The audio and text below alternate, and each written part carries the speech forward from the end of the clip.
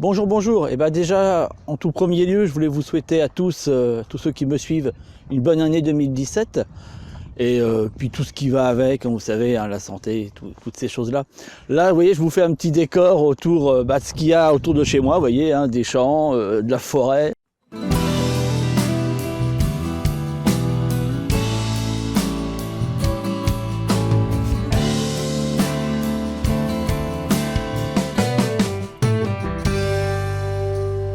Et pour cette nouvelle année, je voulais vous faire profiter de quelque chose que j'ai mis en place, qui est un calendrier lunaire de l'année 2017. Donc si vous souhaitez la voir, il faut juste aller dans la description qui est en dessous. Et puis vous y aurez accès, hein, c'est quelque chose que j'offre totalement gratuitement. Ça vous donnera en tout cas un calendrier lunaire pour l'année 2017. Et puis en plus, j'ai prévu à côté des petites annotations que vous pouvez faire pour vos calendriers de culture.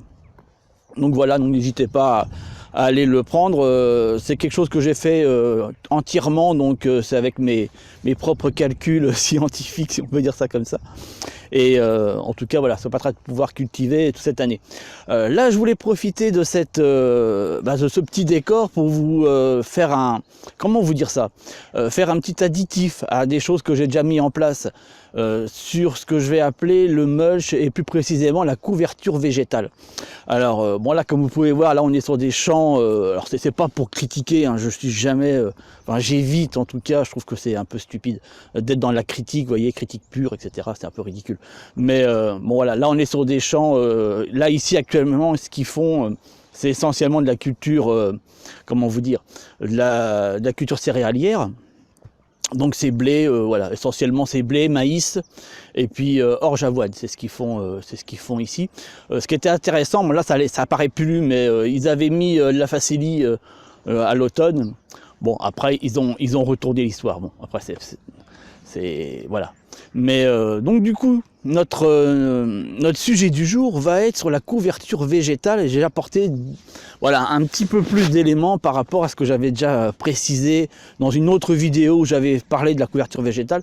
Là, je voulais préciser certains éléments et vous apporter un éclairage supplémentaire.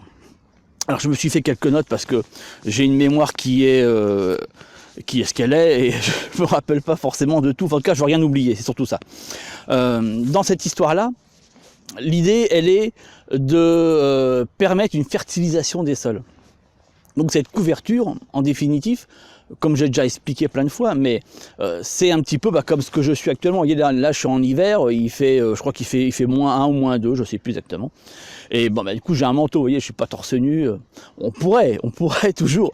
Bon, je ne garantis pas que je serai en bonne santé après, mais en tout cas, voilà. Bon, voilà. Là, j'ai mis un manteau. On fait la même chose pour notre terre, quoi. On essaie de faire en sorte, en tout cas, qu'il y ait une couverture. Comment vous dire, une couverture correcte pour permettre au sol de maintenir une vie. Là, je voulais mettre l'accent sur quels sont les avantages d'une couverture végétale. Alors déjà, en premier lieu, ça évite que le sol soit compacté. Tout simplement parce que à partir du moment où on va laisser un sol nu, à force que la pluie tombe, que le vent, vous voyez, différentes choses, le piétinement aussi, à un moment donné ça va se compacter, et si un sol est compacté, l'oxygène, l'aération du sol ne se fait moins ou plus du tout. Ce qui est le cas d'ailleurs sur le chemin que vous voyez là, qui est complètement compacté, on le voit, hein, il n'y a rien qui pousse, vous voyez, c'est un chemin, sur les côtés où on ne marche pas, où en tout cas les tracteurs ne passent pas, il y a de l'herbe qui a poussé, et puis sur les parties qui sont tassées, voilà, là c'est pour vous dire un exemple, c'est pour ça aussi que je voulais le mettre ici. Et alors ça va nous éviter aussi les plantes pionnières, en fait c'est tout ce qui est dit, voilà, herbes sauvages, plantes sauvages, ça va en tout cas les limiter fortement. Et en même temps, ça va nous permettre de pouvoir favoriser et de faire apparaître tout ce qui va être au lieu de la pédofaune, c'est-à-dire tout ce qui est macrofaune, vous voyez, toutes les petites bestioles qui sont autour de nos parcelles. Donc ça, c'est pas inintéressant non plus. Qu'est-ce que j'ai noté d'autre? Ah oui, ça favorise aussi, bien entendu, les bactéries et les champignons, plus précisément tout le parcours du mycélium. Ça va transformer, bien entendu, notre matière en humus directement assimilable par les plantes. Qu'est-ce que j'ai? Ah oui, ça va aussi, bien entendu, conserver l'humidité, éviter l'évaporation en tout cas.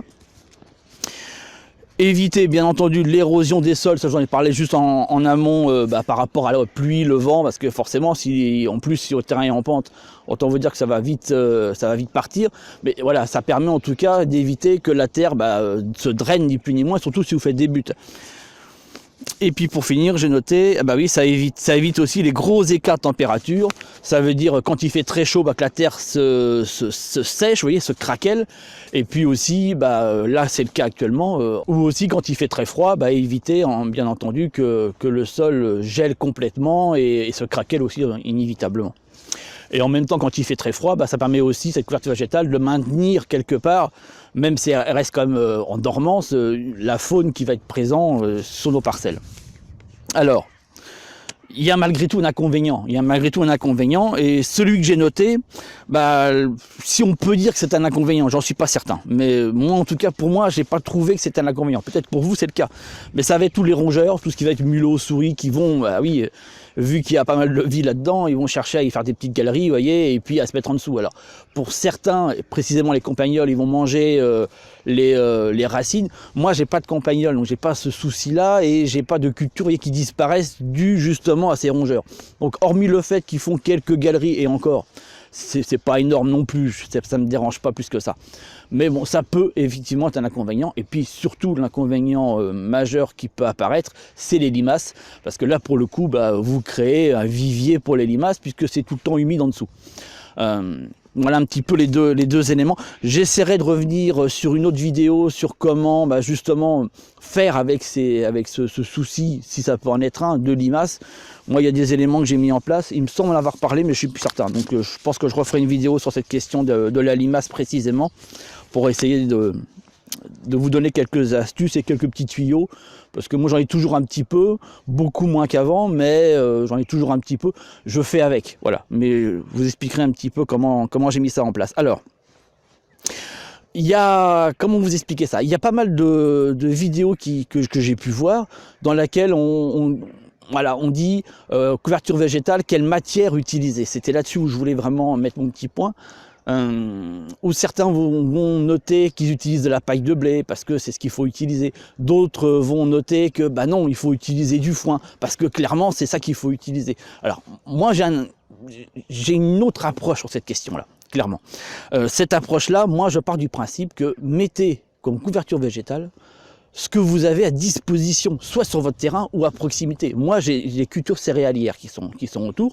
En plus, bon, c'est pas du bio, clairement, mais ils sont quand même vachement dans le raisonné, parce que je connais les agriculteurs, là je connais celui qui s'occupe de cette terre-là, en plus il a fait de l'agroforesterie juste à côté, qui fonctionne très bien d'ailleurs, donc il est quand même assez raisonné dans ce qu'il fait, il fait gaffe à ça, puis surtout parce que c'est une évidence aussi, tous les entrants chimiques commencent à coûter très cher, et puis que ça devient quasiment impossible pour les agriculteurs de pouvoir avoir des rendements suffisants, en tout cas je parle de rentabilité financière, en continuant d'acheter ce que fournit les semenciers avec leurs semences, c'est-à-dire tous ces entrants chimiques-là. Donc ils essayent de limiter au maximum et puis d'essayer de mettre en place des techniques que moi je vous propose. C'est ni plus ni moins la même chose, à part qu'elles sont mises bien entendu sur des échelles beaucoup plus importantes. Mais donc voilà un petit peu. Donc là le truc c'est de se dire qu'est-ce que j'ai à proximité. Moi je sais que j'ai du céréal, alors j'ai avoine, orge et puis blé. Ce que je mets moi sur mon terrain, c'est essentiel, c'est uniquement aujourd'hui que de la paille d'orge. C'est ce que j'utilise. Je vais vous expliquer un petit peu les différents aspects de toutes ces, de toutes ces couvertures possibles. Alors, dans ce que j'ai noté, l'élément va être ainsi fait. Moi, je vous propose ça de cette manière-là. Ça veut dire que on va parler de matière azotée, donc contenant une certaine quantité d'azote, et d'éléments concernant une certaine quantité de carbone. D'accord ? En sachant sur nos parcelles, ce qu'on va chercher à faire, c'est un équilibre. Vous voyez, c'est quelque chose qui va être à la fois quasi à part égale, mais pas forcément, vous voyez, on n'est pas au millimètre près. En tout cas, équilibré en termes de carbone et d'azote. Voilà, qu'on ait quelque chose d'équilibré. Alors, là, moi, ma paille que j'utilise, je vous dis, c'est la paille d'orge, c'est essentiellement carboné. La paille de blé, d'ailleurs, va être aussi carbonée en même principe. On va trouver aussi les tailles de bois, vous voyez, le BRF, toutes ces choses-là. La sûre va être aussi, vous voyez, dans toute cette catégorie d'éléments carbonés. Par contre, là, dans ce qui va être azoté, j'en avais déjà parlé, ça va être tout ce qui va être... en fait, vous voyez, si je prends ça, là, tac, bon, je fais un massacre sur la nature. Vous voyez, ça, c'est azoté. Voilà, c'est de l'herbe fraîche, verte, qui va contenir beaucoup plus d'azote que de carbone. Enfin, clairement, c'est que de l'azote. Hein. Donc l'idée, si je me dis, à disposition, j'ai de la paille, je vais essayer d'équilibrer l'histoire. Donc je vais mettre de la paille, mais je vais aussi équilibrer, peut-être avec de l'herbe, vous voyez, avec de l'herbe, sans mélanger l'histoire, bien entendu. En sachant que moi, j'utilise pas d'herbe, parce que j'ai pas de pelouse, donc tout est quasiment en culture. Mais dans ce que j'utilise, c'est comme j'avais déjà expliqué, c'est les fans de légumes. Je composte directement sur les parcelles avec de la matière fraîche, donc fortement azotée. Et donc du coup, le fait de mettre sur mes parcelles des fans de légumes, en tout cas des végétaux frais, permet de compenser la paille qui est fortement carbonée. Vous voyez, ça fait cet équilibre-là, tout simplement. Après, vous avez des matières qui sont déjà, de fait, équilibrées. Et là, pour ça, vous avez les feuilles mortes, essentiellement ceux des arbres fruitiers, c'est ce que je vous conseille. Et aussi l'herbe qui va être sèche, et bien entendu, le foin aussi. Alors, dans ce dernier cas, parce que beaucoup aujourd'hui essayent d'utiliser du foin. Moi, j'en ai pas à disposition. C'est pour ça que j'utilise plutôt de la paille de blé, mais le gros avantage du foin va être qu'il est équilibré. Après, l'inconvénient que moi je trouve au niveau du foin, c'est que vous allez avoir des grandes tiges qu'il va falloir essayer de concasser au maximum pour pas avoir des longueurs de dingue, vous voyez, sur vos parcelles, parce que quand il va falloir mettre des choses en terre, ça va être un petit peu plus complexe. Et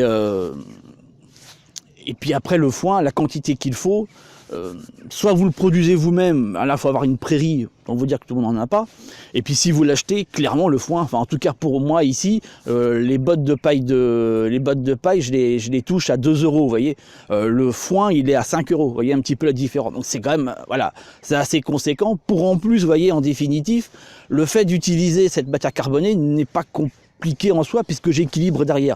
Donc c'est pas trop, vous voyez, la question de se dire il faut utiliser des matières équilibrées parce que le reste ne vaut rien, c'est pas vrai. C'est juste que si on utilise des matières qui sont plus carbonées qu'azotées, dans ces cas-là, pensez à équilibrer, vous voyez, et puis du coup on s'y retrouve. Donc c'est voilà, c'était juste, vous voyez, un petit peu cet éclairage-là de dire oui, le foin, si vous en avez à disposition, ou si vous avez quelqu'un qui va le fouiller pour pas trop cher, vous voyez, pourquoi pas. Au moins vous avez quelque chose d'équilibré qui fera le travail. Mais si c'est pas le cas, c'est pas pour autant qu'il faut absolument se dire il faut que je trouve du foin quoi qu'il arrive parce que sinon j'aurai rien. Non, c'est pas vrai. Tant pis, si vous avez quelque chose de plus carboné, voilà, compensez derrière. Voilà un petit peu cet éclairage que je voulais vous faire. Je vous dis à très bientôt et puis portez-vous bien. À ciao.